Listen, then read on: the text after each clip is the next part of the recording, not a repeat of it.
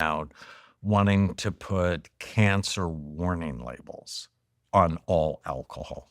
Um, that's sort of big evidence. I mean, 3 years ago, the American Cancer Society came out against any alcohol because drinking any alcohol increases your risk of 7 different cancers.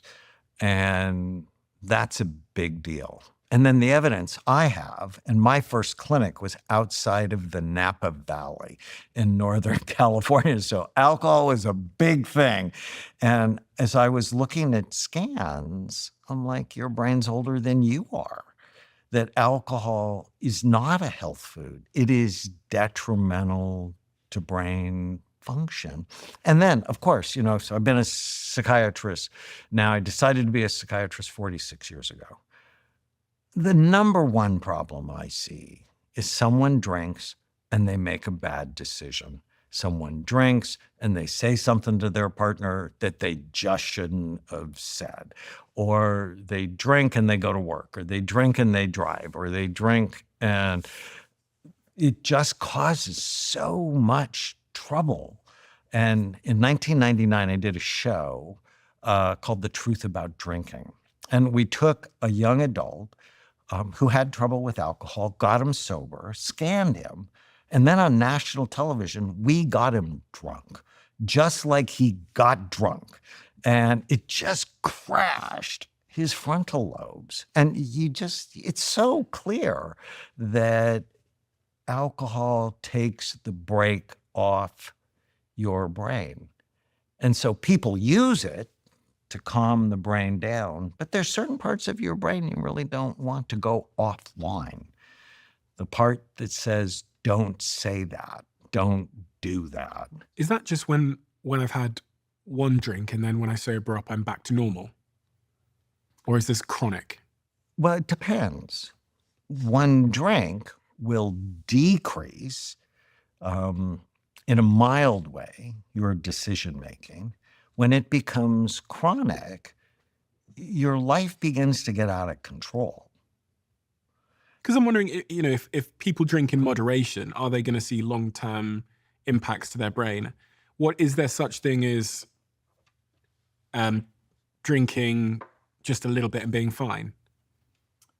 Well, I think there's always sort of a dose response. There was a study in Spain that looked at people who had mild, moderate, and severe drinking, and they compared them to people who didn't drink at all. Mhm. Even the people who only drank a little had disruptions in the white matter of their brain. Now, most people have heard about gray matter and white matter. Gray matter is nerve cell bodies. White matter is nerve cell tracts. So if you think of gray matter, it's where the computation is happening in the brain, and white matter are like the highways. And so even a little bit of alcohol is creating potholes. It's disrupting the highways in the brain. And if you're drinking a lot, you are prematurely aging your brain. You've scanned a lot of people who are alcoholics. Lots. I mean, I've got some scans here, which I'll put on the screen, but can you explain to me exactly what a brain looks like when the person has been drinking heavily for a long period of time? So again, we do a study called SPECT, and SPECT looks at blood flow and activity. It looks at how the brain works.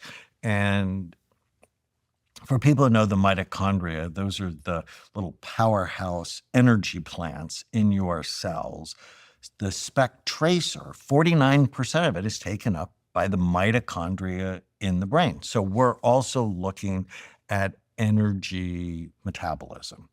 And what we see with alcoholic brains is something we call scalloping, which is this global decrease in activity. So a healthy brain, full, even, symmetrical activity, it sort of looked big, fat, and round. With alcohol or other drugs too, you see the brain begin to shrivel. and you see it gets this wavy appearance. And I'm like, the real reason not to drink is it damages your brain. So if you drink, then you have a smaller brain than you would have otherwise. Correct. And that's pretty scary. And why does brain size matter? You know, when people say it's going to shrink your brain, why does that matter? So I often say the only organ where size really does matter is your brain. Because you don't want to lose brain tissue, right? There is a part of your brain called the hippocampus, which is on the inside of your temporal lobes right here. And it's really important. And it makes new stem cells every day, about 700. And if you're drinking, it's not allowing those new stem cells to take hold, to take root. You want to strengthen them so they will continue to support mood, memory, spatial orientation, spatial processing. So that's the symptoms. You're naming there inadvertently symptoms of someone who has damaged their hippocampus, right? So poor memory, probably poor spatial awareness, brain fog, And mood and mood issues, Interesting. and judgment, and impulse control. But it impacts the brain globally. So the cerebellum, so they're not going to process as quickly. Their decisions are not going to be as good. And I worked with my friend BJ Fogg, who wrote a wonderful book called Tiny Habits, and he's the director of Stanford's Persuasive Technology Lab, which is really on how people change. And he and I work together because I'm always interested in how I can help my patients better. And I met him at a conference like 18 months after we worked together, and he said, "I just want to thank you." I'm like, "Why?" He said, "I wake up 100% every day." I'm like, "Why?" "I stopped drinking." Because people, and they're around me enough, they either drink more, I suspect, or they stop. And isn't that what you want? You wake up 100% every day. Why would you ever do anything that damages stem cell production in your brain? One might argue that it's serving me in the short term. Of course. But there are lots of things that are like you see, so let's say you're married, but you're at a conference and you see this really cute person. And you're like, oh, well, in the short run, that could be awesome. Mm. And in the long run, you lose half your net worth and visit your children on the weekends. It's like, that's not a good thing. And, in the short run, you feel more relaxed, right? With alcohol, you feel more relaxed. And in the long run, it increases your risk of Alzheimer's disease. I'm like, that's not a good trade-off. On your blog, you published a study from 2009. It was a study on monkeys that showed a decline in new brain cell development. And in that study, there was a 58% decline in new brain cells and a 63% reduction in the survival rate of new cells from alcohol use. They had monkeys drinking alcohol. Yes, they have monkeys doing all sorts of things they shouldn't be doing. Which is effectively like premature brain aging. Right. And it's worse if you do it before your brain is finished developing.